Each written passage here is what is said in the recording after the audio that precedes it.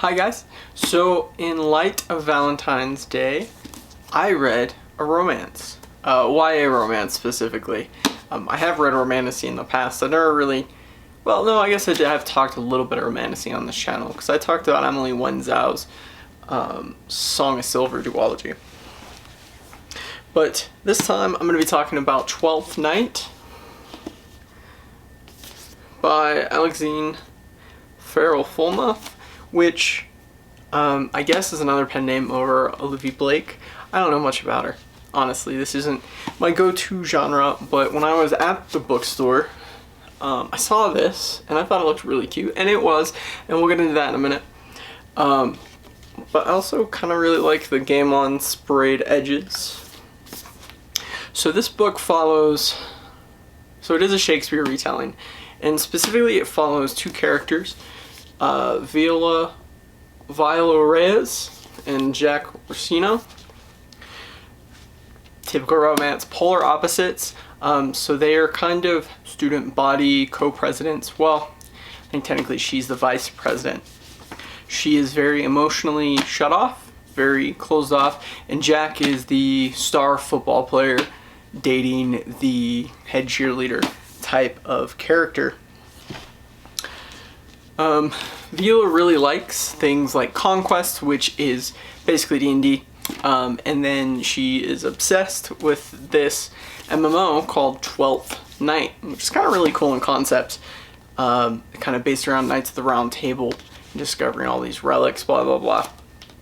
Anyway, Jack is obsessed with just football, kind of social standing, pretty typical jock, so to speak. Within the first chapter of the game, Viola, being emotionally closed and kind of standoffish, kind of pushes her away from some of her friends, and then Jack gets hurt. So there's going to be a cut here because I was going to do a large spoiler warning, but everything I just talked about is kind of on the cover, so there's no real need for that. Anyway, they kind of get, Viola is already super into this MMO. Jack needs something to do in the downtime because he can't play. He's completely injured after a really bad hit in an important game. And he ends up playing 12th Night. And they end up playing together in-game where Viola plays as a male character. But there's so much more interconnectedness between some of the characters that really brings everyone's personality to life. So through their playing, at one point Viola slips up and Jack realizes that he's playing with someone from their school, and so she says that she is her brother Sebastian, who is honestly one of the best characters of the book. He is this drama kid, very funny, very kind of energetic. And then there's also a whole side plot with Jack's girlfriend Olivia, who starts distancing herself from Jack. I really like the direction that this went overall. I don't want to go too much more into what goes on with specific characters for spoilers, but it's very much a meet cute, but also she is posing as someone else online, and so there's this big, like, what's gonna happen if Jack finds out. But both characters through this game and through playing with each other grow and have these large character developments outside of any potential meet cute or romance elements. I thought it was very well done. I really liked it. I was actually going to do a reading vlog and kind of read both this and Dungeons and Drama together. I had my own Jack incident and crushed my toe, so video plans changed a little bit, but I'm very glad that I still committed to reading this for Valentine's Day. I thought the payoff was great.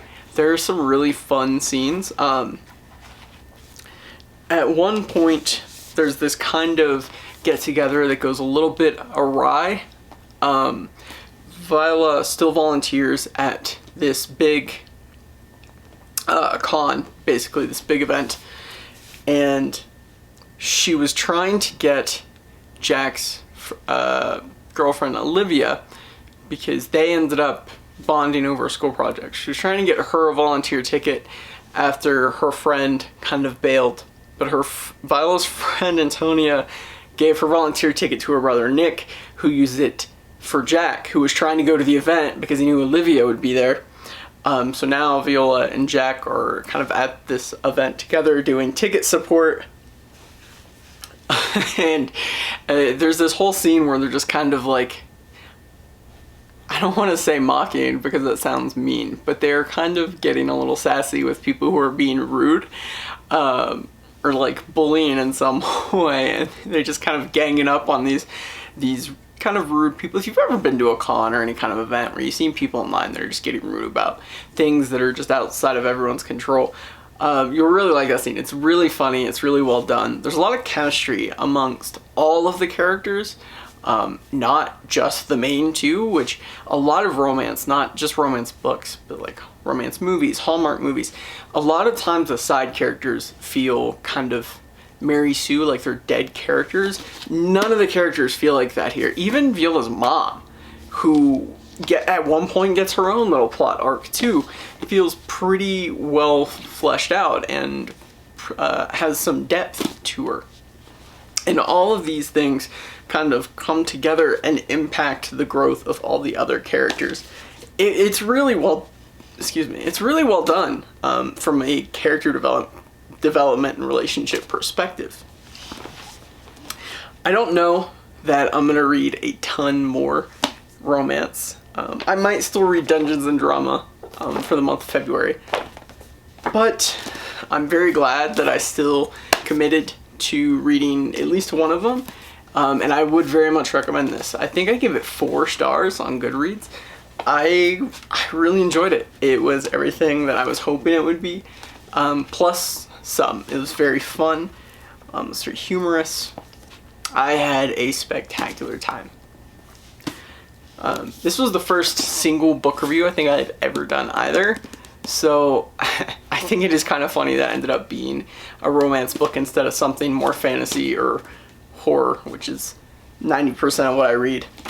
Anyway, that's all for this video, guys. I'll have more content, longer form videos that I'm already shooting and working on after this, but go read this if you like romance of any kind, or even just young adult fiction. It's really fun. You won't regret it. And thank you for watching. I will catch you next time.